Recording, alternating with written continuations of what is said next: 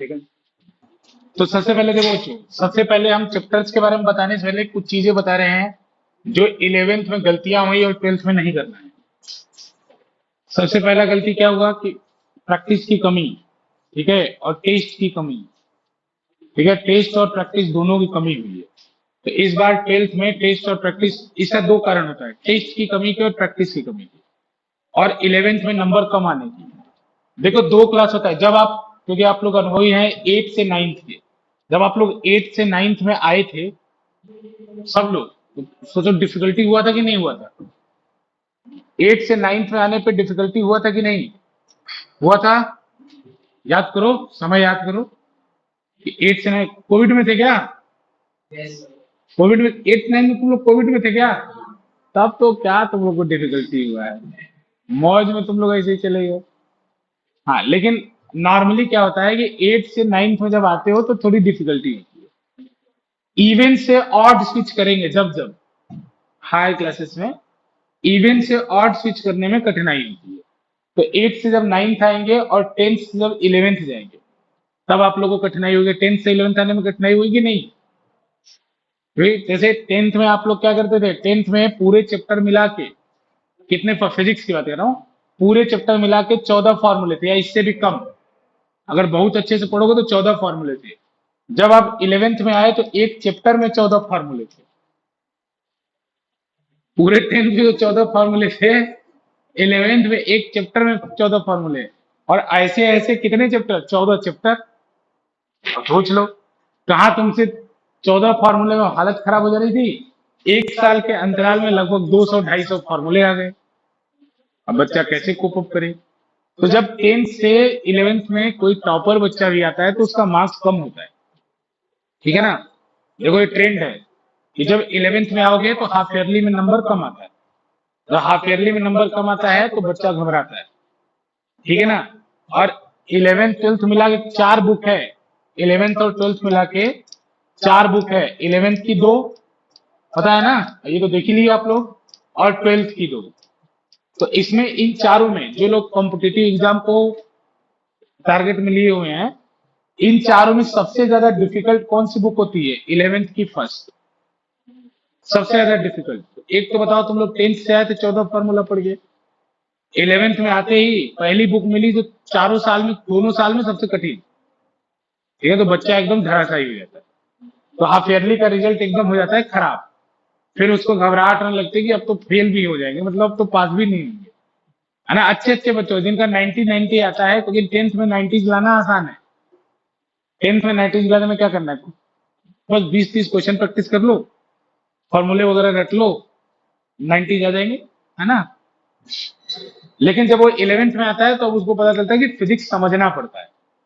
अब उसको बच्चा जल्दी टेक्निक को अडॉप्ट नहीं करता है, इसलिए उसको प्रॉब्लम होती है, समझ में आ रहा है ना? तो अभी आप लोग 11th, और उसके बाद क्या होता है, जैसे आप 9th से 10th में आए थे तब आसान होता है, ऑड से इवन में आओगे तो आसान होगा। तो ऐसे ही आप लोग अब 11th से 12th में जा रहे हैं तो आपके लिए आसान होगा, ठीक है ना? 11th से 12th में जाने पर आसान होगा। इसका दो कारण होते हैं, एक तो आपके दिमाग में बात बढ़ जाती है कि बोर्ड है तो आप थोड़ा सीरियस पढ़ने लगते हैं, पहला कारण।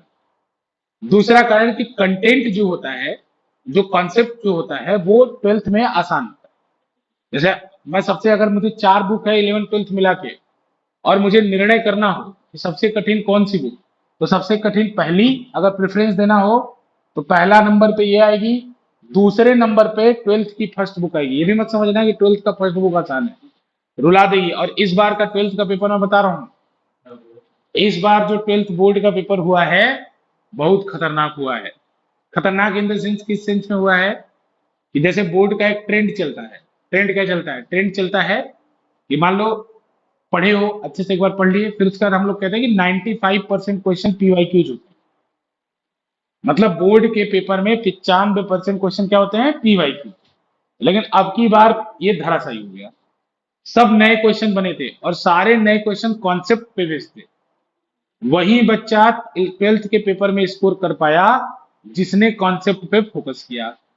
वो बच्चा जिसने बोला कि अरे ये वाला क्वेश्चन ऐसे ऐसे आएगा, ऐसे ऐसे कर लेंगे, पीवाईक्यूज में देख लिया उसने 10 क्वेश्चन ऐसे आ रहे थे, तो वो फेल हो गया। आपकी बात, पूरा पैटर्न बढ़ा दिया, पर पूरा पैटर्न चेंज कर दिया।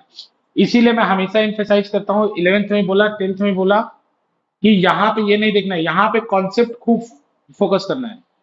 देखो रटी हुई चीज, जैसे क्या होता है मैं बताऊं, जैसे कोई चैप्टर मैंने पढ़ाया और वो चीज आपको समझ में नहीं आई, एग्जाम्पल समझो, कोई उस चैप्टर में मैंने चीज डिस्कस किया, वो आपको समझ में नहीं आया, लेकिन आपने उसको नहीं पूछा।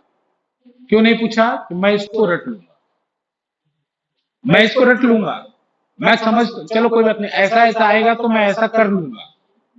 ये किया।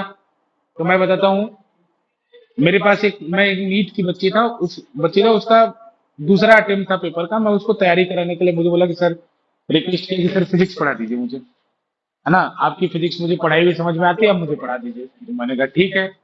तो मैंने तो पहले मना किया, क्योंकि उसका एक तो बायो की थी, दूसरी ये बात है कि उसका अप्रोच में पढ़ने का जानता था, क्योंकि पहले ही ऐसे ही स्टूडेंट रही थी वो। तो उसका अप्रोच में जानता था कि रटती ज्यादा है।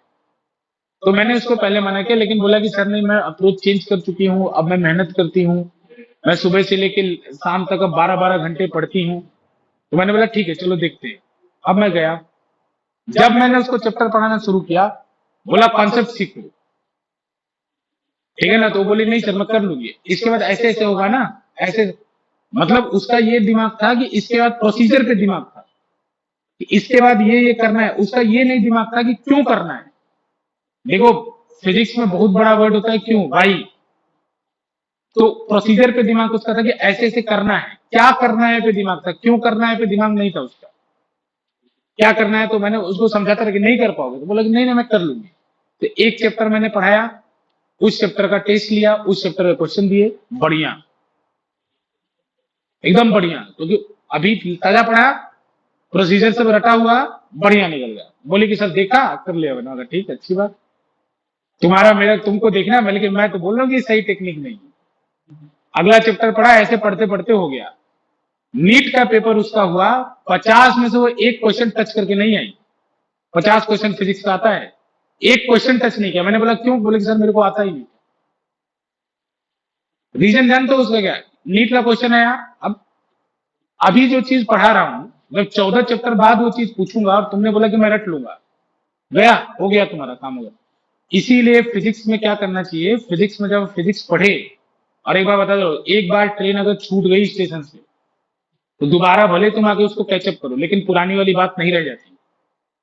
जैसे 11th में एक बार मैंने कॉन्सेप्ट क्लास में जब पढ़ा दिया, उसके बाद अगर मेरे से दोबारा कोई पढ़ेगा तो मैं पढ़ा तो दूंगा, लेकिन वो वाली बात नहीं रह जाएगी। इसीलिए बोलते हैं कि फर्स्ट गो में जितना चीज समझना है, खूब बढ़िया से समझ के, और शुरू शुरू में टाइम होता है, तो शुरू शुरू में कभी भी रटना नहीं है। मैं 12th में एकदम वार्निंग दे रहा हूँ, रटोगे नहीं आएगा नंबर, क्योंकि अब की बार पैटर्न देख लिया, होश उड़ गए सबके, ठीक है ना। तो अब इतना आसान भी नहीं होने वाला है। अगर ओपन बुक एग्जाम भी अगर होगा, इन केस मान लो, पहले तो हम भगवान से प्रार्थना करें कि ओपन बुक एग्जाम ना हो, ठीक है ना। अगर मान लो ओपन बुक एग्जाम हो गया, तो तुम लोग की बहुत बेइज्जती होगी। क्यों? पता है क्यों? मैं बताता हूँ। जैसे अभी इस बुक नहीं ले आ सकते आप पढ़ते हैं तो कुछ चीजें डायरेक्ट आता है। जैसे बर्नौलीज थ्योरम का डिराइवेशन करो, आप लोग 11th में पढ़े हैं, तो वो चीज डायरेक्ट एग्जाम में आएगा कि डिराइव द बर्नौलीज थ्योरम। लेकिन जब आप बुक लेके जाएंगे तो डिराइव द बर्नौली थ्योरम नहीं आएगा। क्यों नहीं आएगा? तो उसको तो पता है बर्नौली थ्योरम का है, वो तो छाप देगा पूरा। तो बर्नौली थ्योरम पे कुछ क्वेश्चन घुमा के पूछा जाएगा। अब तुम्हारी बुद्धि इतनी होगी नहीं कि घूम पाओ। अभी तो क्वेश्चन डायरेक्ट भी हो रहा है, डायरेक्ट जो पढ़े वो डायरेक्ट आ रहा है। जब टीचर को पता चल जाएगा अरे तो बुक लेके जा रहा है, तो टीचर डायरेक्ट थोड़ी देगा, वो तो उसी क्वेश्चन को घुमा देगा। अब तुमने अच्छे से पढ़ा नहीं, तो तुम बुक ले जाके फेल होने वाले लोगों में से हो जाओगे, और तब बेइज्जती सोचो क्या होगी। कह रहे ये तो बुक लेके गए थे, फेल हो गए। हम लोग तो बिना बुक के गए थे, पास हो गए, 90 ले आए, 80 ले आए, क्या ले आए। इन लोग का देखो कितनी शिक्षा में गिरावट आ गई है, ये लोग बुक ले जाके फेल हो रहे हैं बच्चों। और ये पक्का बता रहा हूं, जैसे ही ओपन बुक एग्जाम, बहुत सारे यूनिवर्सिटीज में ओपन बुक एग्जाम होता है, लेकिन ओपन बुक एग्जाम होने के बाद भी लोग फेल होते हैं। हमारे यहाँ भी, इंडिया में भी, जब राजीव गांधी की सरकार थी, तो 5 किलो तक बुक ले जाने का अलाउड था बोर्ड के एग्जाम में, क्या 5 kg तौल के बुक ले जा सकते, ठीक है। मतलब आपकी फिजिक्स की दो चार साइड बुक उठा लीजिए चले, लेकिन उसमें क्या हुआ कि बच्चे फेल होने लगे, भयंकर तरीके से फेल होने लगे। बोर्ड का बंद करना पड़ा वो पैटर्न। क्यों बंद करना पड़ा? क्योंकि मैं वही बात बोला कि जब अच्छा है कि अभी खुला बुक नहीं हो रहा है, ओपन बुक नहीं हो रहा है, अच्छा है। क्यों?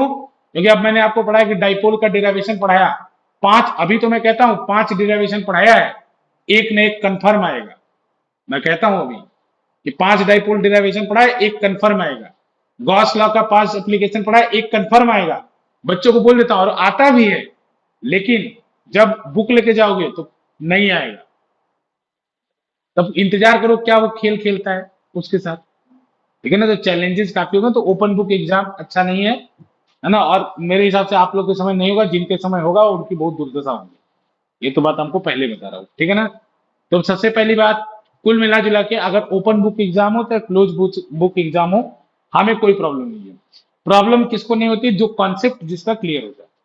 अगर आपका कॉन्सेप्ट क्लियर है तो ओपन बुक हो कोई बुक हो, हमें कोई प्रॉब्लम नहीं है। लेकिन कुल मिला जुला के यहाँ पे बात इतना है कि रट्टाफिकेशन नहीं करना है। पहला और आखिरी चीज बोल रहा हूँ बच्चों, रटना बिल्कुल भी नहीं है। तुम जैसे कभी कभी क्या होगा कि फिजिक्स में कोई चीज तुम्हें समझ में नहीं आएगा, उसके बारे में सोचो, उसके बारे में सोचो। टीचर से कभी कोई चीज पूछने से पहले खुद एक बार सोचना चाहिए। जैसे अगर आप जैसे मान लीजिए कोई चीज आपको नहीं आया, ठीक है ना? तो नहीं आया तो उस पर थोड़ा थॉट दो। जब तुम अपना दिमाग लगाओगे ना तो थोड़ा तुम्हारा दिमाग डेवलप होगा। अब अगर तुम मेरे पास लेके आओगे मैं तुरंत बता दूंगा, तो मेरी चीज तुम्हें आगे तुमने देख लिया, फिर वही प्रोसीजर वाली बात हो जाएगी। तुमको कोई चीज नहीं आया, तुम उस पर थोड़ा टाइम दो। टाइम जैसे क्या होता है कि मैं बताता हूँ, कभी कभी क्या होता है कोई कोई क्वेश्चन तीन तीन दिन नहीं आता ऐसा, लेकिन जब तीसरे दिन आता है तुम्हें बहुत खुशी मिलेगा, तुमको बहुत लर्निंग होगा। ठीक है ना? तो ये काम करना है कि टीचर से पूछने से पहले एक बार उसको देखो, क्योंकि इससे तुम्हारा ब्रेन डेवलप होगा। जब खोजोगे तो ब्रेन डेवलप होगा, सोचोगे तो ब्रेन डेवलप होगा। समझ में आया ना? तो ट्वेल्थ में एक बात मैं बिल्कुल वार्निंग के साथ बोल रहा हूँ, नीट जैसे बच्चे के साथ नहीं होना है। मैं एकदम बता रहा हूँ, तुमको मैं पढ़ाऊंगा, तुम बोलोगे रट लोगे, मैं बोलूंगा नहीं रट पाओगे। ठीक है ना? तो तुम्हारे पास बस एक तरीका रह जाएगा डिराइवेशन पास होने का, जैसे मनन ना, उस पर नहीं रह सकते रिलाई। डिराइवेशन भी सीधे नहीं आया, डिराइवेशन भी सीधे नहीं ऐसा, डिराइवेशन ही है लेकिन लैंग्वेज जैसा लिख के आ गया, तुम पकड़ ही नहीं पाए। समझ रहे हो कि नहीं? कुल मिला जुला के एक चीज मैं बार बार इस बात पे एम्फेसाइज कर रहा हूँ और बार बार इस बात पे ध्यान देना है, कोई भी सब्जेक्ट हो उसमें आपको क्या फोकस करना है? समझने पर। सब लोग। और एक बात याद रखना, ये ट्रेन है, मिस नहीं होनी चाहिए। क्यों? क्योंकि समझने का टाइम अभी मिलेगा, बाद में तुम अब आओ 2 महीने 3 महीने बाद 6 चैप्टर हो चुका है, आप कहो कि इलेक्ट्रोस्टैट बैठ के हम 3 दिन समझेंगे। क्या इलेक्ट्रोस्टैट का कोई प्रॉब्लम 3 दिन चैप्टर है इलेक्ट्रोस्टैट, इसका प्रॉब्लम 3 दिन हम समझेंगे? तब तो तुम बहुत पीछे हो जाओगे। तब तक स्कूल में ये एग्जाम, स्कूल में वो एग्जाम, हाफ ईयरली तो ये तो वो, बोर्ड का प्रेशर है।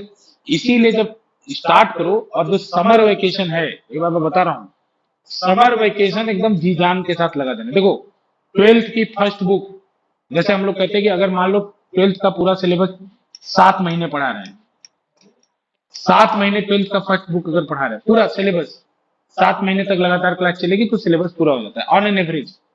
तो 7 मंथ पढ़ा रहे हैं बच्चों को, लगभग 5.5 मंथ हम लोग केवल फर्स्ट बुक पढ़ाते हैं। क्यों? क्योंकि फर्स्ट बुक के चैप्टर में कॉन्सेप्ट पहले तो देखो, फर्स्ट बुक के चैप्टर में समझोगे, फिर उसके बाद जैसे पहले कॉन्सेप्ट, फिर फॉर्मूला, फिर उनके न्यूमेरिकल, तो उसमें पूरा का पूरा दिमाग लगता है। तो फर्स्ट बुक के चैप्टर को धीरे धीरे पढ़ाया जाता है ताकि बच्चा एक बार पढ़े। और अगर फर्स्ट बुक के चैप्टर को ज्यादा स्मार्ट बन के तेज पढ़ के अगर जल्दी खत्म कर दिए, तुमको कभी आएगा नहीं। तो पहली बार पढ़ोगे तसल्ली के साथ, दूसरी बार जब कभी पढ़ोगे जल्दबाजी के साथ, तो तुम्हारा गया, तुम्हारा गया। तो फर्स्ट बुक कभी भी जल्दबाजी के साथ नहीं पढ़ना है, आराम से पढ़ना है। यहाँ भी बहुत आराम आराम से पढ़ाएंगे, ठीक है कि नहीं? कोई दिक्कत। इसके बाद देखो, हम आपको पीवाईक्यू लास्ट 10 ईयर साथ साथ करते चलेंगे, और हम लोग का जो होमवर्क होगा वो पीवाईक्यूज में से ही होगा। देखो, 11th के साथ एक और समस्या रहती है, मैं बताता हूँ 11th में क्या समस्या। 11th में जैसे मैंने किसी को बोल दिया कि ये बुक के क्वेश्चन करो, किसी को बोल दिया ये बुक के, अब उसका स्कूल कोई और है, उसका स्कूल कोई और है, उसका स्कूल कोई और है। तो स्कूल वाले अपने मन से पेपर बना रहे, कोई पेपर कुछ और बना रहा है, कोई पेपर कुछ और बना रहा है। तो अब इसमें ये डिसाइड नहीं हो पाता कि कौन सा सेक्शन किसके लिए इंपॉर्टेंट, नहीं डिसाइड हो पाता। लेकिन जब बोर्ड आता है तो बोर्ड में हमें क्या होता है, पक्का पता होता है, पक्का, क्योंकि बोर्ड सबका एक है, बनाने वाला एक है, तो एकदम क्लियर आइडिया रहता है। इसीलिए बोर्ड में रिजल्ट इंप्रूव होता है। मतलब बच्चों का, जिनका बच्चा 11वीं में कम आता है, बोर्ड में रिजल्ट अच्छा आता है, क्यों, हमको पक्का पता है। इसीलिए हम जब चैप्टर पढ़ाएंगे तो आपको पीवाईक्यूज हम दे देंगे साथ में। तो पीवाईक्यूज में क्या होगा कि हम जैसे आज जो टॉपिक पढ़ाए, उसमें हम जब लास्ट क्लास होगा तो मुझसे बता देंगे ये क्वेश्चन करके आए। और इसका 12th का जो कंटेंट है मार्केट में, वो भी सिस्टमेटिक है। 11th का कंटेंट सिस्टमेटिक नहीं मिलता कि अब जैसे कोई बुक है वो बहुत हाई पढ़ा रहा है, कोई बुक बहुत लो पढ़ा रहा है, लेकिन 12th में सब कुछ फिक्स है। सब कुछ फिक्स है कि ये क्वेश्चन करना है, ऐसे ऐसे क्वेश्चन आएंगे। ठीक है ना। तो 12th में आपका रिजल्ट अच्छा बनेगा। जो टॉपिक पढ़ाऊंगा, class 10 year chapter wise topic wise book है, उस बुक से हम आपको ये क्वेश्चन क्लास पढ़ाएंगे। क्लास के बाद बोल देंगे ये क्वेश्चन करके आना है। थोड़ा हम स्ट्रिक्ट रहेंगे, थोड़ा हम स्ट्रिक्ट रहेंगे। स्ट्रिक्ट रहेंगे मतलब काम करके ही आना है, थोड़ा स्ट्रिक्ट रहना 11th में। और समझ रहे हो ना, बात समझ रहे हो। पहली चीज, हर क्लास में ये सब बातें नहीं बताई जाएगी, इसीलिए शुरू में कुछ चीजें बता दे रहा हूँ। ये रिकॉर्डेड है, अगर जो बच्चे आगे बढ़ेंगे तो उनको ये मिल जाएगी। ठीक है ना। तो कुछ चीजें जो बता रहा हूँ उनका ध्यान देना है। और एक हमेशा याद रखना, न फिजिक्स न मैथ, 12th में फिजिक्स न मैथ कभी रटना नहीं। कभी दिमाग में ये बात आ जाए ना कि इसके बाद ऐसा करना है, तुम गलत जा रहे हो। जीवन में तुम्हारी आवाज अंदर से आना चाहिए कि तुमने जहां ये सोच लिया कि इसके बाद ऐसे ऐसे करना है, तुम गलत चलेंगे। तुम्हें अब देखो, तुम्हारा पढ़ना स्लो हो जाएगा, लेकिन इसके बाद तुम्हें ये पढ़ना है कि क्यों करना है। इसके बाद जब तुम क्यों का आंसर, तुम्हारी अंतरात्मा संतुष्ट हो जाएगी, हाँ क्यों करना है पता है मेरे को। तो अगली बार तुम्हारा दिमाग खुद चलेगा कि इसके बाद ये करना है, क्यों करना है, तो क्यों पहले से पता है। तो तुम इतना बढ़िया फिजिक्स सीखोगे। हम तो कहते हैं फिजिक्स इतना बढ़िया सब्जेक्ट कोई है नहीं, लेकिन बच्चा एक बार उस क्यों को पकड़ ले, क्यों को, कोई भी स्टेप लिख रहा है टीचर क्यों लिख रहा है, उस क्यों को अगर पकड़ लोगे, फिजिक्स जैसा कोई सब्जेक्ट कुछ नहीं लेके आना है, दिमाग में पड़ा हुआ है फिजिक्स से, बस हर स्टेप क्लियर है कि इसके बाद ये क्यों कर रहे हैं, इसके बाद ये क्यों कर रहे हैं, ऐसे ऐसे क्लियर है। समझ में आ रहा है ना, कोई दिक्कत किसी को अभी तक। अब हम बता रहे हैं पढ़ने की टेक्निक पे, जैसे जो घर पे पढ़ेंगे लोग कैसे पढ़ेंगे, ये तो बात थोड़ा। अब देखो, पढ़ने की टेक्निक पे या कुछ स्टूडेंट पॉइंट ऑफ व्यू से आपको किन बातों का ध्यान रखना है। देखो, शुरू शुरू से ध्यान रखना है, सबको एक अच्छी नोटबुक बनानी है। अच्छी मतलब बढ़िया, ऐसी नोटबुक जो तुम, ऐसा आज के लिए बोर्ड एग्जाम के लिए जो तुम आगे भविष्य में भी अपने जीवन में प्रिजर्व कर पाओ। प्रिजर्व करो भविष्य में भी। भविष्य मतलब कितना भविष्य, अब जैसे मेरा नोटबुक पड़ा है 12th का, आज तक, आज तक है 12th का नोटबुक आज, क्योंकि बढ़िया बनाया। तो उसको बनाओ आगे तक के लिए, क्योंकि जीवन में कभी आप कभी नहीं जानते कि क्या हो जाए, कैसे हो जाए, कब कौन से एग्जाम की आप तैयारी करने लगे, आपके दिमाग में कोई बात नहीं। तो उस समय आपको अपना कुछ मटेरियल जो आप पढ़ते हैं उसको अच्छा सहेज के रखना चाहिए। तो ऐसी बुक पे मत बनाओ जो बने फटे खत्म हो जाए, ऐसा मत करो। अच्छी नोटबुक बनाओ। देखो, तो मैं ये बस एक रिक्वेस्ट करूंगा कि अगर पॉसिबल हो तो दो बनाइए, मतलब फिजिक्स के लिए। बाकी मैथ वाले सर आपको अपना बताएंगे, लेकिन अगर मैथ वाले सर नहीं तो आप वहां भी ये फॉलो कर सकते हैं। एक बनाइए थियरी का, एक नोटबुक आप लोग बनाइए जिसपे पूरा थियरी लिखिए। अब मैं क्यों बोल रहा हूँ ऐसा, अब जैसे न्यूमेरिकल जब करने लगते हो ना, तो न्यूमेरिकल के बीच में थ्योरी छुप जाती है।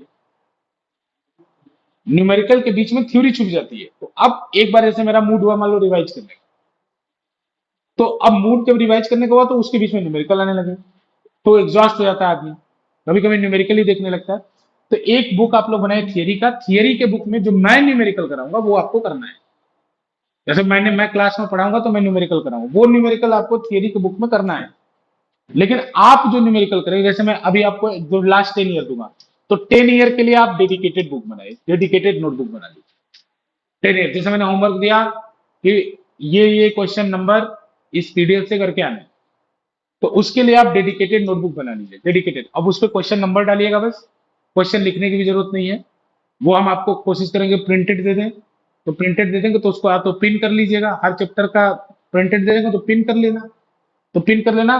तो उसके बाद क्वेश्चन करते जाना, नंबर लिखते जाना, क्वेश्चन को सॉल्व करते जाना। ठीक है ना। और खूब बढ़िया लिखना। लिखना बढ़िया क्यों? ऐसा नहीं कि खिरबिर खिरबिर लिख दिया कुछ भी। ऐसा लिखना कि अपने खुद बाद में पढ़ सको, अपने खुद पढ़ सको। और ऐसा लिखना जैसे मान लो तुमको कोई बात मैंने बताया वो समझ में आ गई, कोई बात बताया समझ में आ गई, तो समझ में आ गई तो उसको छोड़ो मत, पेंसिल ले लो, सर ने हिंदी में लिख लो, इंग्लिश में लिख लो, व्हाट्सएप वाले लैंग्वेज में लिख लो कि यहाँ ये कैसे होता है। जब मैं थियोरी पढ़ाऊं, जैसे देखो जब मैं थ्योरी पढ़ाऊंगा तो थ्योरी पढ़ाने के बाद ये पहला नियम जीवन में हमेशा होना चाहिए, सेम डे रिवीजन जरूर होना चाहिए। जिस दिन पढ़ाया थियरी उसी दिन कर। अब थियरी जब क्यों बोलता हूँ, तो जब सेम डे रिवीजन करो ना, टीचर की बात दिमाग को गूंजती है। जब वो कंटेंट पढ़ोगे ना तो टीचर जो बोला होगा उसकी बात दिमाग में गूंजती है। तो मान लो ऐसा होगा थियरी में पढ़ाऊंगा तो सब बात जो बोलूंगा वो लिखवा नहीं सकता, लेकिन कुछ बात मैं आपको समझाऊंगा कि देखो यहाँ ये ऐसे किया। वहां पे जैसे व्हाट्सएप पे लिखते हो ना, पेंसिल लेके व्हाट्सएप पे जैसा लिख लेना। जो चीज नहीं समझ में आएगा कि अगली बार जब मैं उसको पढ़ूं तो मुझे याद है कि आज पेंसिल में लिखा हुआ वो मैं पढ़ूं, मुझे आइडिया हो जाए अच्छा ये ऐसे समझ आ रहा है। तो 2 नोटबुक का ट्राई करेंगे। सबसे पहले एक थियरी का बना लेंगे, अच्छा बनाएंगे थियरी वाला। प्रैक्टिस वाला आप चाहें तो थोड़ा नॉर्मल टाइप का भी बना सकते हो, मैं इसके लिए आपको नहीं फोर्स करूंगा क्योंकि ये तो हमारे बोर्ड पॉइंट ऑफ व्यू के लिए, ये आपके लिए हमेशा के लिए, ये बोर्ड के लिए है। तो इसको आप नॉर्मल टाइप का भी बना सकते हैं, हमको उससे कोई प्रॉब्लम नहीं। ठीक है। और एक बात और बच्चों की, जो क्वेश्चन इसमें नहीं आएगा उसको आप हाईलाइट करेंगे। जैसे मान लो कि कोई क्वेश्चन आपको नहीं आया तो उसको आप हाईलाइट, तो जब रिवीजन अगली बार करोगे तो ये रिवाइज करना, फिर जो जो हाईलाइट क्वेश्चन इसमें किए वो रिवाइज करना। समझ आ रहा है? पढ़ने के तरीके में समझ में आ रहा है? नोटबुक मेंटेन करके ऐसे पढ़ाई करना है, सेम डे रिवीजन करना है। अब एक और बात, देखो थोड़ी छोटी बातें लेकिन ये मैं रोज नहीं करूंगा, आज स्टार्टिंग करो फिर मैं अपना कंटेंट पढ़ाऊंगा। ठीक है। लेकिन जितनी बार बता रहा हूं मैं बार बार डेली डेली ये बात नहीं टूकूंगा क्योंकि हमको अपना सिलेबस भी आगे बढ़ाना है। ठीक है। लेकिन एक बार जो बता दिया उसको एकदम अच्छे से ध्यान रखना। मैं सबको एक बात सुनो अब ध्यान से, जिनको लंबा पढ़ने का आदत नहीं है, बहुत सारे लोगों को इसमें, बहुत सारे का ज्यादातर बच्चों को लंबे समय तक वो बैठ के पढ़ नहीं पाते हैं। ये बहुत बेसिक समस्या है। ठीक है। जैसे अगर 1 घंटे 2 घंटे 3 घंटे आप लोग बैठ के पढ़ नहीं पाते, उसका क्या सोल्यूशन मैं बताता हूँ।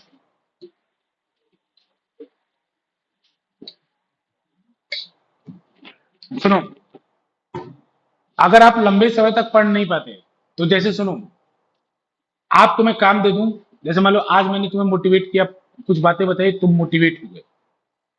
ठीक है ना। तो जैसे संदीप माहेश्वरी है, एक जानते हैं आप लोग उनको, संदीप माहेश्वरी मोटिवेटर है। तो उनका वीडियो देखने के बाद एक बंदर जो है लाठी लेके शेर को मारने जा रहा था। मोटिवेट हो गए कि तुम क्या नहीं कर सकते हो। तो बंदर मेरे को, बंदर लाठी उठाया और शेर को मारने चला, शेर सोया था शेर को मारने चला गया। फिर नीचे लिखा था कि after watching Sandeep Maheshwari video. ठीक है ना। तो ये काम मतलब ऐसा कि तुम क्या नहीं कर सकते, हमें मोटिवेट यहाँ कर, तुम क्या नहीं कर सकते, तुम आसमान तोड़ सकते हो, तुम ये कर सकते हो, तुम वो कर सकते हो। बस अभी जाके बैठ गए तुम। मान लो मैंने कह दिया कि तुम लोग क्या, तुम लोग चैंपियन आदमी क्या नहीं कर सकते हो। अब तुम बैठ गए यहाँ जाके घर पे, आज बैठ गए, आज जाके तुमने 3 घंटे 4 घंटे 3.5 घंटे, मोटिवेशन था। मोटिवेशन नाम की भी चीज होती है। आज सर ने बोला है, आज किसी ने मोटिवेट कर दिया है, 3.5 घंटे बैठ गए। अगले दिन से किताब उठाने का मन नहीं करेगा, जाओगे नहीं किताब के पास। याद रखना। फिर पूछो कहां गई, अपने जीवन में याद करो कितनी बार मोटिवेट हुए हो, कितनी बार, लेकिन वो मोटिवेशन कितने दिन रहा है। ठीक है ना। मोटिवेशन कितने दिन रहा है वो तुम भी जानते हो। ठीक है। तो इसीलिए बोलते हैं कि जब आज जीवन में ऐसा पल आ जाए कि आपको मोटिवेशन महसूस हो जाए कि आज तो मतलब अब मैं आज कुछ भी कर सकता हूँ। ठीक है ना। जब ऐसा आपके जीवन में मोटिवेशन आ जाए तो उस समय क्या करना चाहिए, हैबिट बनना चाहिए। देखो मैं बताता हूँ, हैबिट, हैबिट बनाना चाहिए। आज आप मोटिवेट हो गए मान लो पढ़ने के लिए, आज के बाद मैं अपनी, आज के पहले का जो मेरा वर्जन था और आज के बाद का जो मेरा वर्जन है वो अलग होगा। तुमने डिसाइड कर लिया, तो डिसाइड करने में एक बात ध्यान दो, करना क्या है। जब मोटिवेट जीवन में कभी हो जाओ तो एक हैबिट बनाओ, हमेशा याद रखो जीवन में सफलता का मूल रहस्य। जैसे इसको हम बहुत सिंपल शब्दों में समझाता है। मनन हमारे पास रीसर है, वो बता सकते हैं इसके बारे में और। लेकिन जैसे मान लो मैंने आपको बोला कि बेटा आप लोगों को 3 किलोमीटर दौड़ना है, 3 किलोमीटर दौड़ना है। मनन तो 8 किलोमीटर दौड़ता है, खैर उसकी बात मैं नहीं कर रहा। लेकिन मैंने काम कर दिया कि आपको भाई काम दे दिया कि 3 किलोमीटर दौड़ना है। अब मोटिवेट हो गए तुम, हाँ दौड़ जाएंगे। कुछ मैंने फैक्ट्स बता दिया, कुछ है कि हाँ कर तो लेंगे। तुम दौड़ गए, अगर मान लो गलती से तुम 3 किलोमीटर या 2 किलोमीटर भी दौड़ गए, अगले दिन पैर हाथ शरीर सब दुखेगा। फिर बोलोगे अगले दिन कि चलो अगले दिन भी 3 किलोमीटर दौड़ लिया जाए, बोलेगा माफ करो हम नहीं जाएंगे आज के बाद, आज के बाद हम नहीं जाएंगे। ठीक है, ऐसा यही चीज पढ़ाई होती है। तुम आज मोटिवेट हुए, 3.5 घंटे पढ़ लो। भाई पढ़ाई में भी तो वही दर्द होता है जो वर्कआउट में होता है।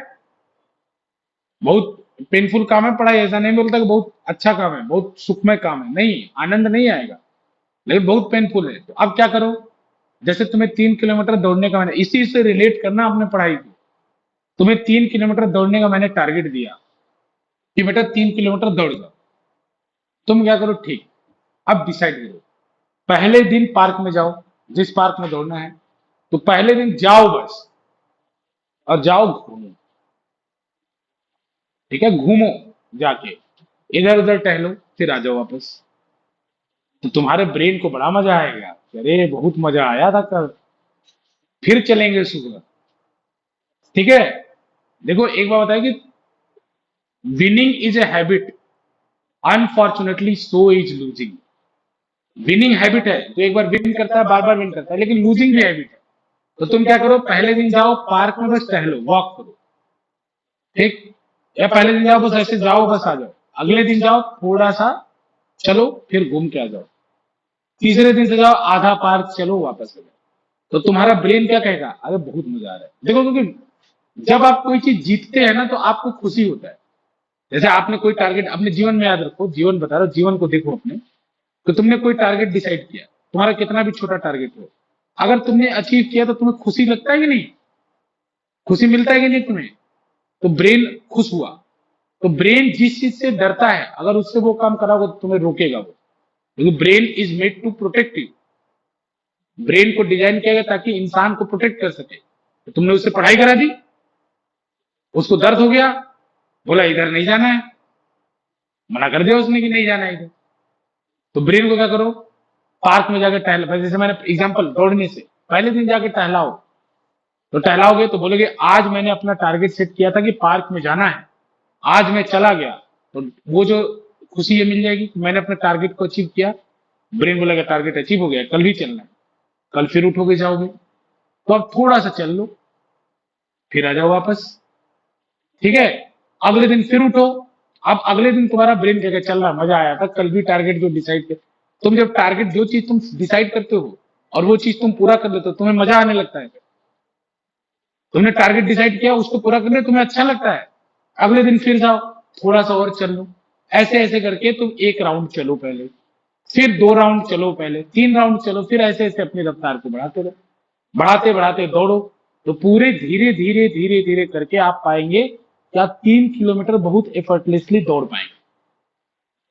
लेकिन आप क्या किए, ब्रेन देखो, ब्रेन ब्रेन तुमसे बहुत गलत चीज करवाता है। ब्रेन को रीवायर करना होगा। ब्रेन उस चीज में जाता है जिसमें सुख हो, जिसमें ब्रेन को आराम मिलता हो, जैसे गेम, जैसे मोबाइल। इन चीजों जब पढ़ोगे तो उस उधर की तरफ, क्योंकि पढ़ना एक पेनफुल टास्क, तो ब्रेन नहीं, लेकिन ब्रेन को वही सुख अगर तुम पढ़ाई में दे दो, ब्रेन तुम्हारा पढ़ाई से नहीं मांगेगा। कैसे दोगे, तो पहले दिन डिसाइड करो 5 मिनट पढ़ो। कितने मिनट, 5 मिनट। अब बताओ 5 मिनट में क्या होगा, तुम ही बताओ, 12th में आओ, 5 मिनट में कुछ होगा, तो जो कर रहे हो वैसे करते रहो, तुम्हारा वैसे भी तो कुछ नहीं हो रहा था। ठीक है ना, तो जैसे तुम पढ़ रहे हो पढ़ते रहो, लेकिन मेरे कहने 5 मिनट पढ़ो। 5 मिनट मोबाइल हटाओ, सब कुछ हटाओ, ऑफलाइन कंटेंट लो, 5 मिनट पढ़ो। 5 मिनट एकदम खोले साइंस की बुक कुछ या फिजिक्स की बुक खोले कुछ पढ़े, 5 मिनट हो गया, वाह, बंद। जैसे कर रहे हो जीवन में करते रहो, हम उसके लिए मना कर, जैसे तुम्हारी लाइफ चल रही चलाते रहो। भाई पढ़ोगे, ऐसा मत बोलो कि बिल्कुल नहीं, मेरा सर ने बोला 5 मिनट है। अरे ऐसे भी तो कुछ पढ़ रहे होगे इधर उधर का, अपने मर्जी से मोबाइल देख के पढ़ रहे होगे, कुछ पढ़ रहे होगे, पढ़ो।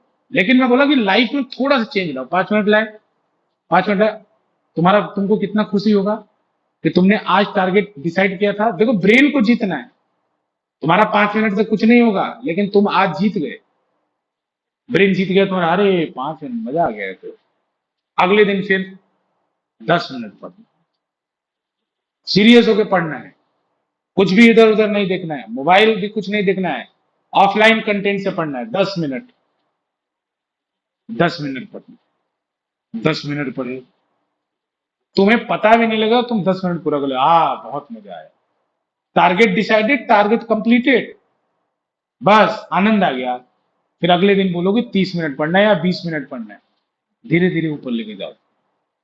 धीरे से क्या होगा, धीरे से क्या होगा, तुम 2 घंटे बैठे रह जाओगे। ये मैं ऐसा नहीं कि कोई ऐसे तुम्हें थियरी की बात बोल रहा हूँ, ये खाई हुई चीज बोल रहा हूँ, मतलब खुद किया हुआ चीज बोल रहा हूँ। ठीक है ना। जैसे फिजिक्स एक बहुत कॉम्प्लिकेटेड सब्जेक्ट है, लेकिन तुम करोगे ये चीज, तुम सफल हो जाओगे लाइफ में। कभी भी अगर ऐसा करोगे किसी भी चीज में, तो तुम सफल हो जाओगे। तो अब तुम अगले दिन 5 मिनट, 20 मिनट, अब तुम ऐसे ऐसे करते करते करते करते, मैं ये नहीं बोला कि बाकी पढ़ो नहीं, पढ़ो। अरे बाकी ऐसे भी तो पढ़ ही रहे थे, नॉर्मल पढ़ो जैसे पढ़ रहे हो अभी पढ़ो, हम रोक थोड़ी ना। लेकिन 5 मिनट सीरियस, कोई डिस्टर्ब नहीं, कोई कहीं भी बुलाए, बगल में बम फट जाए, जाना नहीं। 5 मिनट, समझ रहा है ना, जाना नहीं, उठना नहीं, 5 मिनट। 10 मिनट बढ़ाओ, 30 मिनट, बढ़ाते बढ़ाते कहां तक चले गए। तुम बढ़ाते बढ़ाते मान लो 2 घंटे तक पहुंच गए, 2 आवर्स। और देखो कैसे बढ़ाना कब है, कैसे पता चलेगा। जैसे तुमने 10 से 20 किया, तो तुम्हें देखो तकलीफ हो रही है क्या, तकलीफ हो रही है तो 20 कई दिन करो। तुमने 20 से 30, जैसे अगर तुम दौड़े और तुम्हारे पैर में दर्द होने लगा, तो थोड़ा कम करके दौड़ो कुछ दिन। अपना अपना तरीका डेवलप करना है, मैं तरीका बता रहा हूं। जैसे तुमने 20 20 मिनट पढ़ा, आधे घंटे पढ़ा, तुम्हें दिमाग में, तुम्हारे दिमाग को दर्द हुआ, लगा कि नहीं बोझिल है, तो उस समय तुम क्या करो, कम कम करो। जब तुम उसमें कंफर्टेबल हो जाओ, फिर बढ़ाओ, फिर बढ़ाओ, फिर बढ़ाओ। समझ आ रहा है बात, क्लियर है, कोई दिक्कत नहीं। ऐसे बढ़ाते बढ़ाते मान लो तुम 2 घंटे तक लेके गए, अब इसी दिन में कजिन की शादी भी पड़ जाएगी, जब बढ़ा ही रहे थे तो। इसी दिन में कुछ काम भी पड़ जाएगा, कहीं जाना भी हो जाएगा। इंसान हो ना, मैं अगर बोल दूं, सर बोल दोगे यार ठीक है 5 5, इंसान है ना, टूट जाएगा ना रिदम। तुम गारंटी तो नहीं दे सकते, जैसे मान लो 2 2 घंटा डेली पढ़ने का, कुछ हो जाए, तुम 2 घंटा उस दिन घर पे रहो ही ना, आप क्या करोगे। इसमें देखो एक सिम्टम है कि तुमने अगर 2 घंटे, तो कभी भी ये ट्राई करो कि 3 दिन लगातार ये हैबिट ना छूटे। 3 दिन लगातार, जैसे तुमने 2 दिन कर लिया, तो तीसरे दिन तो पकड़ी लो रेस को। और तुम मान लो 2 घंटे तक चले गए हो पढ़ते पढ़ते, डेवलप करते करते, कितने घंटे तक चले गए हो, 2 घंटे तक। तो अगले दिन जब मान लो तुमने 2 दिन बाद तीसरे दिन शुरू किया, 2 दिन से आदत छूट गई, तो तीसरे दिन जब शुरू करो तो 1 ही घंटे से शुरू करो। क्यों, आदत छूट गई है। समझ रहे हो बात में नहीं। फिर अगले दिन 1.5 घंटे, फिर तीसरे दिन से 2 घंटे में आ गए। 3 दिन लगातार मिस मत करो। जब 3 दिन लगातार मिस किया, 2 दिन लगातार मिस करने के बाद जब दोबारा पढ़ो, तो आधा पढ़ो, जितने में पहुंच चुके हो उसका आधा पढ़ो। फिर अगले दिन तुरंत बढ़ा दो, फिर अगले दिन तुरंत बढ़ा दो, लेकिन ऐसे पढ़ो। ऐसे जो बच्चा कर लिया, दुनिया का कोई भी टफेस्ट एग्जाम हो, उसको निकालने से कोई रोक नहीं सकता है। अब वो बच्चा चाहे कितना भी कमजोर, हम ये भी बोल रहे हैं, कितना भी वीक हो। जैसे मैं बच्चों को बोलता है कि एक बच्चा था, एनडीए के लिए एग्जाम की तैयारी कर रहा था, वो बोला कि वो 8 से, उसने बोला कि सर मेरे को तो कुछ आता ही नहीं मैथ्स में, और आप कहते हो 5 मिनट पढ़ो। तो मैंने बोला 5 मिनट पढ़ो ना मैथ, तुमको कुछ नहीं आता, आथर का नाम पढ़ सकते हो कि नहीं बुक का, ये पढ़ सकते हो कि नहीं कहाँ से छपी है। 5 मिनट तुम्हें मैथ पढ़ना है ना, पढ़ो ना, ऑथर का नाम पढ़ो, चैप्टर कौन कौन से ये पढ़ो, मत पढ़ो मैथ। 5 मिनट पढ़ो। फिर उसके बाद बोला कि 5 मिनट पढ़ो, 10 मिनट पढ़ो, तो देख ही लो फार्मूला ही पलट, 10 मिनट फार्मूला ही पलट लो। वो बच्चा इतना बढ़िया मैथ में हो गया कि 2 महीने के अंदर मैथ में। क्यों, अगर मान लो मैं 10 मिनट टाइम पास कर रहा हूं, तो टाइम पास कर रहा हूं तो ट्रिग्नोमेट्री का फार्मूला ही देख रहा हूं ना मैं, टाइम पास कर रहा हूं तो मैं कुछ मैथ में टाइम पास कर रहा हूं ना। तो मेरे दिमाग में कुछ न कुछ थोड़ा थोड़ा जा रहा है। जिस दिन टूटी हुई लिंक कनेक्ट हो जाएगी उस दिन मेरा पूरा प्रयास करते रहो। जिस दिन टूटी लिंक कनेक्ट होगी पूरा एक लाइन में सेट हो जाएगा। थोड़ा यहाँ से उठ रहा है, अभी थोड़ा यहाँ से उठ रहा है, थोड़ा यहाँ से उठ रहा है, प्रयास करते हो। जिस दिन कनेक्ट होगा पूरा कनेक्ट हो जाएगा। डिफिकल्ट से डिफिकल्ट सब्जेक्ट आप लोग जीत सकते हो। समझ रहे हो टेक्निक? समझ रहे हो टेक्निक? इसको बोलते हैं बेबी स्टेप करना चाहिए, हर समय आपको चीजों पढ़ना चाहिए। ठीक, अब हम आते हैं अपने 12th के सिलेबस पे कि फिजिक्स में हमें 12th में क्या क्या पढ़ना है। ठीक है ना? तो देखो फर्स्ट बुक को, जैसे अगर हमारी फर्स्ट बुक के बारे में बात करेंगे, फर्स्ट बुक फिजिक्स की सबसे डिफिकल्ट है, मतलब 12th में डिफिकल्ट है। सेकेंड बुक आसान है। तो फर्स्ट बुक को हम पूरा का पूरा इलेक्ट्रोमैग्नेटिज्म कहते हैं। क्या कहते हैं? इलेक्ट्रोमैग्नेटिज्म। फर्स्ट बुक को क्या कहते हैं? इलेक्ट्रोमैग्नेटिज्म। मतलब इसमें आप किसके बारे में पढ़ते हैं? इलेक्ट्रिसिटी और मैग्नेटिज्म के बारे में। तो बच्चों मैं ये कहता हूं कि फर्स्ट बुक पूरी तरह से चार्ज के बारे में आप पढ़ते हैं, चार्ज के बारे में। तो देखो शुरू शुरू में चार्ज एट रेस्ट होता है। चार्ज एट रेस्ट मतलब सारी फिजिक्स पढ़ी जाएगी जिसमें चार्ज रुका हुआ। देखो 11th की फिजिक्स से 12th की फिजिक्स थोड़ी अलग है। रीजन उसका क्या है? 11th की फिजिक्स में फोर्स देख सकते हो ना, किसी पे लग रहा है तो। अगर पुली चल रहा है तो पुली को मैं बता सकता हूँ ना, दिखा सकता हूँ ना तुम्हें। अब इस पूरे फिजिक्स का बेसिक क्या है? इलेक्ट्रॉन। मैं दिखा ही नहीं सकता। ठीक है ना? तो 12th की फिजिक्स में विजुअलाइजेशन का बड़ा गेम है। विजुअलाइजेशन मतलब कल्पना का बहुत गेम है। ठीक है ना? तो हम आपको बताएंगे। तो सबसे पहले हम लोग पढ़ेंगे चार्ज एट रेस्ट। इसको हम लोग बोलते हैं इलेक्ट्रोस्टैट। क्या बोलते हैं? इलेक्ट्रो स्टैट माने होता है रुका हुआ, इलेक्ट्रो माने चार्ज। तो सबसे पहले हम लोग पढ़ेंगे इलेक्ट्रोस्टैट, चार्ज एट रेस्ट। इसके दो चैप्टर होंगे। ठीक है ना? दो चैप्टर होंगे इसके। और ये पूरे सिलेबस का, इसमें टाइम लगेगा तो कोई घबराएगा नहीं। पूरे सिलेबस का 20% होता है ये, केवल दो चैप्टर। 70 में से 14 नंबर के आते हैं ऐसे क्वेश्चन। 70 में से 14। लेकिन ये मत समझना कि आसान है, नहीं, बड़ा है। दोनों बड़े चैप्टर हैं। इसमें तो कम से कम 10-15 तो डिराइवेशन है। 10 से 15 दो चैप्टर, 10 से 15 डिराइवेशन। इलेक्ट्रोस्टैट दूसरा क्या है? देखो charge moving with uniform motion. Uniform motion सबको जानता है, जब चार्ज एक समान रफ्तार से चले। तो इसके दो चैप्टर हैं। एक है करंट, जहां पे चार्ज मूव करे। चार्ज मूव करता है तो क्या होता है? करंट होता है ना। और करंट के कारण ही जनरेट होता है मैग्नेटिज्म। क्या होता है? मैग्नेटिज्म। अब मैग्नेटिज्म में तीन चैप्टर हैं। मैग्नेटिज्म में कितने हैं? तीन। करंट एक अकेला चैप्टर है, लेकिन करंट एक अकेला चैप्टर बहुतों में भारी है। तो करंट से गारंटी ली जाती है दो क्वेश्चन या एक या दो क्वेश्चन करंट से कंफर्म है। ठीक है ना? फर्स्ट बुक सारी मैग्नेटिज्म की ये तीन चैप्टर होश उड़ा देते हैं अच्छे अच्छे लोगों को। क्यों? एक तो उसमें डायरेक्शन का खेल, डायरेक्शन खेलने के बाद न्यूमेरिकल विजुलाइज करना। तो सबसे डिफिकल्ट पोर्शन जो होने वाला है वो ये वाला होता है, जब हम लोग बीच में एंट्री करेंगे। और ये आराम से तुम्हें 1-1.5 महीने में पढ़ाऊंगा। 1 से 1.5 महीने पढ़ूंगा इसको केवल मैग्नेटिज्म, 1 से 1.5 महीने। ठीक है ना? फिर उसके बाद हम पढ़ेंगे charge in acceleration. Charge in excel तीन ही चीज हो सकता है, या तो चार्ज रुका रहे, या तो चार्ज एक रफ्तार से चढ़ता रहे चलता रहे, या तो चार्ज का स्पीड बढ़ता रहे, या उसका डायरेक्शन बदलता रहे। तो चार्ज इन एक्सेलरेशन ये तीसरा। ठीक है ना? इसके दो चैप्टर होंगे। पहला होगा एसी और दूसरा होगा EM wave, electromagnetic wave. EM wave का वेटेज सबसे कम होता है। ईएम वेव से क्वेश्चन भी बहुत कम है, लेकिन एसी इंपॉर्टेंट है। और बायो वालों का काल एसी होता है। मतलब बच्चा तो कहता है कि सर क्या करें इसमें, लेकिन चिंता मत करना, बहुत आराम से पढ़ाऊंगा। जिन बातों को बताऊंगा ध्यान से समझ के पढ़ना, हो जाएगा।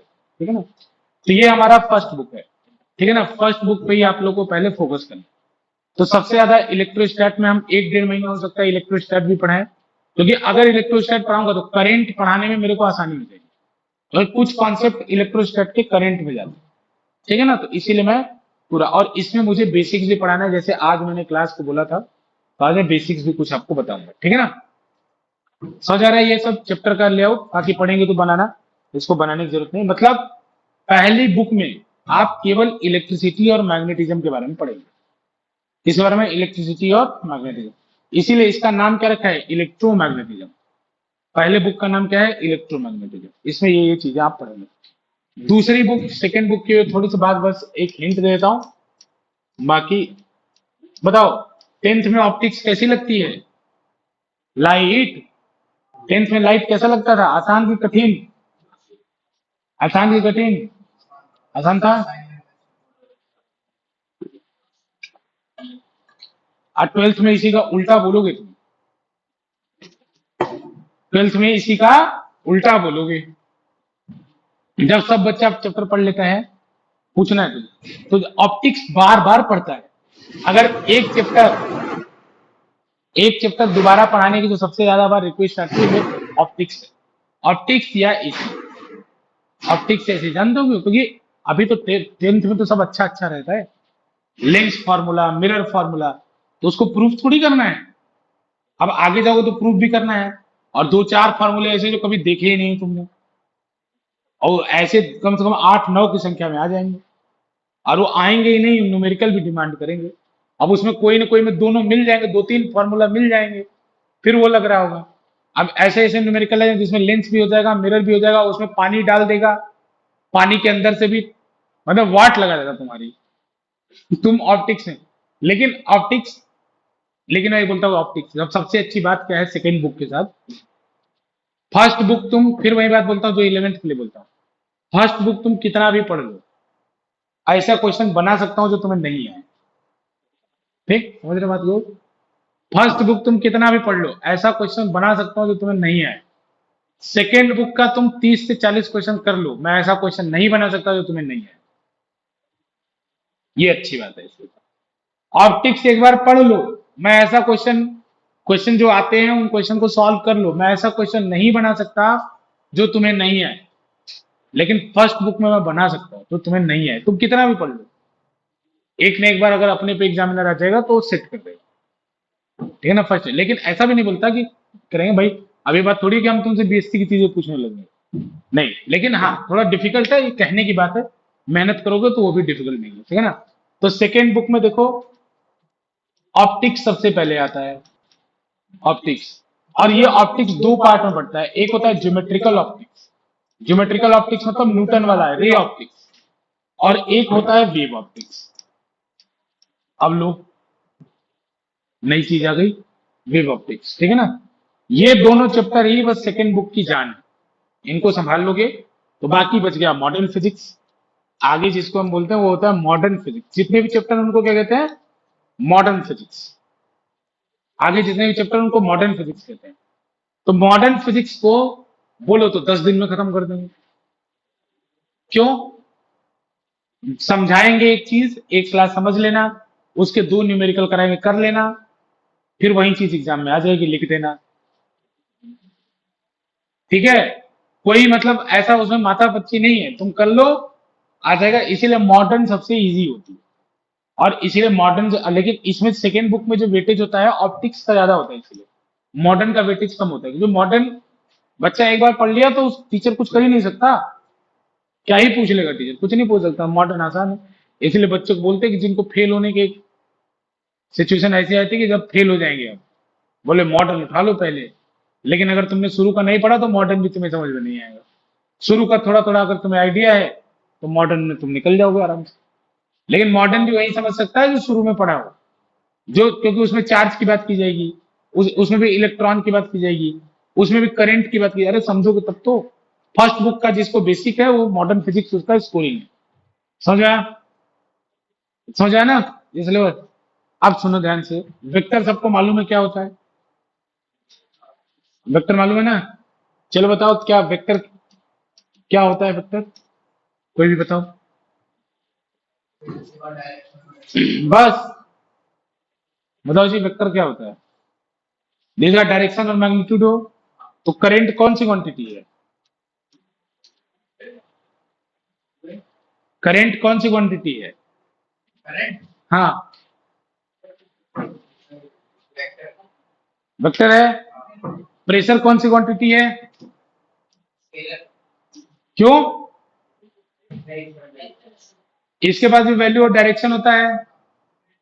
अरे, इस रूम में पानी भर दो तो नीचे वाले पे प्रेशर किधर लगेगा? नीचे लगेगा। तो डायरेक्शन नहीं है, इसकी कुछ वैल्यू भी है। तो प्रेशर के पास भी वैल्यू और डायरेक्शन है, करंट के पास भी वैल्यू और डायरेक्शन है कि नहीं? तो दोनों क्वांटिटी क्या होनी चाहिए? लेकिन क्या है, ये दोनों के दोनों क्या है? स्केलर। हो गया? पलट गई। हाँ, वेक्टर होने की तीन कंडीशन, मैग्नीट्यूड, डायरेक्शन और वेक्टर के मैथ को फॉलो करना चाहिए। इन दोनों लोग के पास मैग्नीट्यूड भी है, डायरेक्शन भी है, लेकिन वेक्टर के मैथ को फॉलो नहीं करते। खत्म। समझ रहे हो ना? वेक्टर होने की तीन कंडीशन, मैग्नीट्यूड होना चाहिए, डायरेक्शन होना चाहिए, और वेक्टर का जो अपना मैथ है उसको फॉलो करना चाहिए। नहीं करते, ये दोनों नहीं करते, हटा दिया। इनको अलग से एक नाम देते हैं, टेंसर, लेकिन वो आप छोड़ दीजिए। आप लोग क्या कहेंगे? ये सब क्या है? Scalar. Current is a scalar quantity. अरे बात समझे? वेक्टर होने के लिए तीन कंडीशन होना चाहिए। क्या क्या बताओ? मैग्नीट्यूड, डायरेक्शन और वेक्टर का मैथ, यानी वेक्टर अलजेब्रा को फॉलो करना चाहिए। तीन कंडीशन अगर सेटिस्फाई हुई तभी वेक्टर है। Magnitude and direction is the necessary condition, but it is not the sufficient condition. मतलब जरूरी कंडीशन है, जरूरी शर्त है, लेकिन पर्याप्त शर्त नहीं है। पर्याप्त है कि तो तीनों को मिलाओगे, ठीक है ना? अब देखो, इसमें ज्यादा टाइम नहीं वेस्ट करते, एक फॉर्मूला आप लोग को सबको याद होना चाहिए। और रात को 12 बजे मैं पानी फेंक के जगाऊं और बोलूं कि ये फॉर्मूला बताओ, तो बताने चाहिए। इस हद तक अंदर जाना चाहिए फॉर्मूला। लेकिन ये फॉर्मूला 12th का, 11th का ही है, लेकिन मैं समझा रहा हूं। देखो, इसको बोलते हैं पैरेललोग्राम लॉ में जो पढ़ते हैं फॉर्मूला। पैरेललोग्राम लॉ याद है ना? फिर से बता रहा हूं, पैरेललोग्राम लॉ, ठीक है ना? Parallelogram law.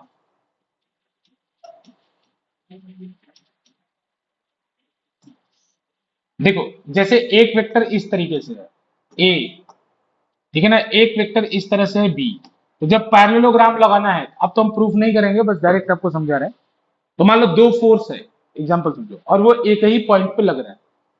एक 10 न्यूटन का लग रहा है, एक 20 न्यूटन का लग रहा है। मान लो ए 10 न्यूटन है, 20, और ये वाला एंगल बीच में थीटा दिया है।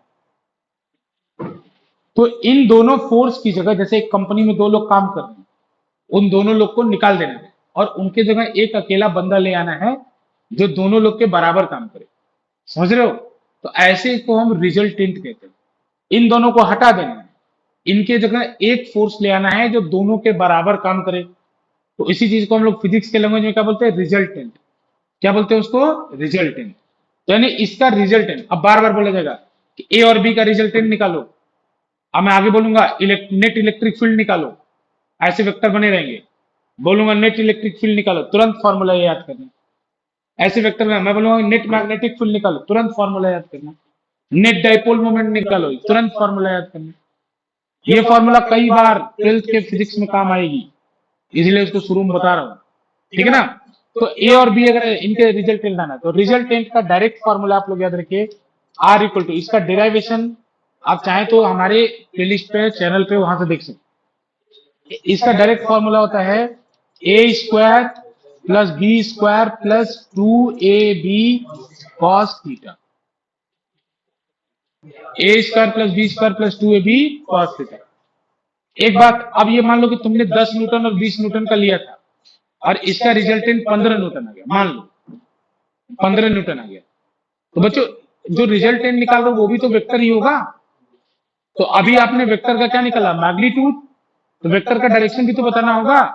अब जैसे मान लो कोई मुझे बोलते कि 20 न्यूटन का वेक्टर है, अब वो बताया ही नहीं किधर। तो ऐसे अनंत वेक्टर पॉसिबल है। 20 न्यूटन का ईस्ट की तरफ, 20 न्यूटन का वेस्ट की तरफ, 20 न्यूटन का ऊपर, 20 न्यूटन का नीचे। यानी अगर वेक्टर को बताना है तो आपको मैग्नीट्यूड के साथ साथ उसका डायरेक्शन भी बताना है। तो अब ये आपने क्या निकाला अभी? मैग्नीट्यूड। तो अब डायरेक्शन में कैसे बताऊं? ये हमने क्या निकाला अभी? मैग्नीट्यूड। डायरेक्शन कैसे बताऊं? तो जैसे मान लो जिसने मुझे क्वेश्चन दिया है, जिसने मुझे क्वेश्चन दिया है उसको ए और बी के बारे में मालूम है, तभी तो उसने क्वेश्चन दिया है। तो अगर मैं ये बता दूं कि आर 25 न्यूटन तो होगा या 15 न्यूटन तो होगा, लेकिन ए वाले से इतने एंगल बनाते हुए जाएगा, तो दिशा पता चल गई कि नहीं। जैसे मैंने आपको बताया कि भाई आर की वैल्यू 15 है और मैंने बोला कि ए वाले से इतना एंगल बनाते हुए, मान लो 15 डिग्री का एंगल बनाते हुए जाएगा, तो 15 डिग्री का तो वेक्टर फिक्स हो गया। 15 डिग्री का तो एक ही वेक्टर होगा, दूसरा कोई वेक्टर तो होगा नहीं। 15 न्यूटन का 15 डिग्री पे एक ही वेक्टर होगा ना, दूसरा वेक्टर तो होगा नहीं। समझ रहे हो बात को नहीं। यानी अब आपको डायरेक्शन भी फिक्स करना होगा। तो पता बताने का तरीका क्या है, जिसने सवाल दिया है उसको ए और बी मालूम है, तो अगर हम ये बता दें कि ए से इतने एंगल पे आर होगा तो काम हो जाएगा, क्योंकि जिसने क्वेश्चन दिया उसको ए मालूम है, उसको बी भी मालूम है। तो बेटा मान लो ये जो रिजल्टेंट आया कहीं बीच में ही आएगा, बीच में आएगा ना। जैसे कोई पत्थर है, इसको दो रस्सी पकड़ के खींचो तो पत्थर कहीं बीच में जाएगा, वही रिजल्टेंट है तो बीच में आएगा। तो मान लो ए वाले से एंगल बना रहा है अल्फा, कितना एंगल बना रहा है अल्फा, ए वाले से एंगल बन रहा है अल्फा। तो इस tan अल्फा की फॉर्मूला देखो, जिसने सवाल दिया होगा उसने ए भी दिया होगा, बी भी दिया होगा और थीटा भी दिया होगा। थीटा क्या है, उनके बीच का एंगल। तो अब मुझे क्या निकालना है बेटा अल्फा, तो इसका भी फॉर्मूला याद रखो, tan अल्फा, tan अल्फा क्या फॉर्मूला लगेगा tan अल्फा। अब सुनो ध्यान से, ऊपर रहेगा बी ए, अल्फा एंगल कहां से है ए से, अल्फा एंगल कहां से है ए से, तो ऊपर वेक्टर कौन रहेगा बी, उल्टा होता है याद रखना। एंगल अगर मैं निकाल रहा हूं ए से तो ऊपर वेक्टर कौन सा रहेगा बी, तो बी साइन थीटा अपॉन ए प्लस बी कॉस, याद रहना चाहिए। ठीक है। अब अगर मान लो कोई कहे कि नहीं मैं एंगल बी से निकालूंगा, उसकी अब आप किसी से भी निकाल सकते हो। देखो तरीका समझो, तरीका अगर मान लो कोई एंगल बी से निकालना चाह रहा है, आर का एंगल बी से, भाई ऐसे तो बता सकते हो ना बी से इतने एंगल पे जाएगा, तो वो क्या फॉर्मूला देखो, समझो समझो, tan बीटा, तो किससे एंगल निकाल रहे हो आपकी बात बी से, तो ऊपर क्या आएगा ए, ऊपर आएगा ए, तो ए साइन, अब याद रखो जिसका साइन थीटा उसी का नीचे कॉस थीटा, जिसका साइन थीटा उसी का नीचे, यहाँ बी साइन थीटा था तो बी कॉस थीटा आया था, और दूसरे वाले को जैसे कि तैसे, तो ए कॉस थीटा, और यहां क्या लिखूंगा बी प्लस ए कॉस थीटा। दोनों फॉर्मूले नोट कर लो और याद ही होने चाहिए बेटा, ठीक है ना। और ये मत समझना कि नीचे वाला यूज नहीं हुआ होगा, मैं खुद बता रहा हूँ तो पीवाई क्यूज में यूज होगा नीचे वालों का। कितना टाइम हो गया जी, ज्यादा हो गया क्या, चलो आज के लिए थोड़ा सा बस। अब नेक्स्ट क्लास प्रॉब्लम हम लोग होली के बाद ही रखने का विचार है, ठीक है ना। ठीक है कि नहीं, आप लोग एग्जाम अपना दे लीजिए, लेकिन जिन बातों को मैंने बताया है उन पे आत्म मंथन कीजिए, जाके एक नोट लिखिए, जिन बातों को मैंने, जो चीजें आपने समझी है उसके बारे में जाके एक नोट लिखिए कि क्या बात आपने आज समझी मेरी, और उस नोट को कहीं अच्छे से रखिए और उसको बार बार पढ़िए, ठीक है ना। तो आपको हमेशा अपने पढ़ाई में एक दिशा मिलती रही। ठीक, हर समय हम इतना लंबा टाइम स्पेंड नहीं कर सकते चीजों को बताने में, ठीक है, हमें सब्जेक्ट भी पढ़ाना है और बच्चों सब्जेक्ट काफी बड़ा है, ठीक है ना। तो अब इसमें हम आते ही फिर पढ़ाना शुरू कर देंगे, इसीलिए जिन बातों को समझ आया बेटा आपको भी कुछ जीवन की बातें, ये सब जो मैंने बताया ये अनुभव की बातें, लेकिन अनुभव की बातें ऐसे सीखोगे बहुत आगे जीवन में जाओगे, ठीक है। सबको जाके आज ही शुरू कर दो, चाहे होली के बाद शुरू करो, क्योंकि डिस्टर्ब ही हो जाएगा होली भर, तो होली के बाद पढ़ना शुरू, लेकिन आज जाके नोट जरूर कर लेना जो बातें मैंने बताई। और एक चीज मैं नेक्स्ट क्लास से नई कॉपी ले आना, ट्राई करना बच्चों, नेक्स्ट क्लास से एक नई अच्छी कॉपी ले आना। अच्छी कॉपी मतलब आके भविष्य तक के लिए रहे आपके पास, ठीक है ना, एक कॉपी जिसमें हम लोग अच्छे से पढ़ें, ठीक, ठीक है ना बेटा। समझ में आया सबको थोड़ा थोड़ा बात, लेकिन जितनी बातें बताई बोर्ड है, 12th है, हम चाहेंगे हमारे सारे बच्चे 90 प्लस हैं। मैं कोई हवा में बात नहीं कर रहा, बहुत सोच समझ के बात कह रहा हूँ, मैं जो कह रहा हूँ उसमें बहुत कॉन्फिडेंट में हूँ कि मैं दिलवा सकता हूँ। किसी का क्या लेवल है हमको मतलब नहीं है, बहुत बेसिक से पढ़ाऊंगा, लेकिन सोच समझ के पढ़ना है, लेकिन रटना नहीं है, बस इतनी बात याद रहेगी। भले तुम्हारा लेट हो जाए, तुम्हारा एक ही चैप्टर हो, रटना नहीं है, रटने का कोई विकल्प नहीं है यहाँ पे, ठीक है। चलिए बच्चों, तो आज के लिए हम लोग अपने क्लास को यहीं पे खत्म कर देते हैं। ठीक है, ये दोनों फॉर्मूले में नेक्स्ट क्लास में आते ही सबसे पहले ये फॉर्मूला पूछूंगा। ठीक है, सबको याद होना चाहिए ये फॉर्मूला। हमारी जो भी नेक्स्ट फिजिक्स की क्लास होगी सबसे पहले ये फॉर्मूला ही पूछूंगा। ठीक है बच्चों, चलो।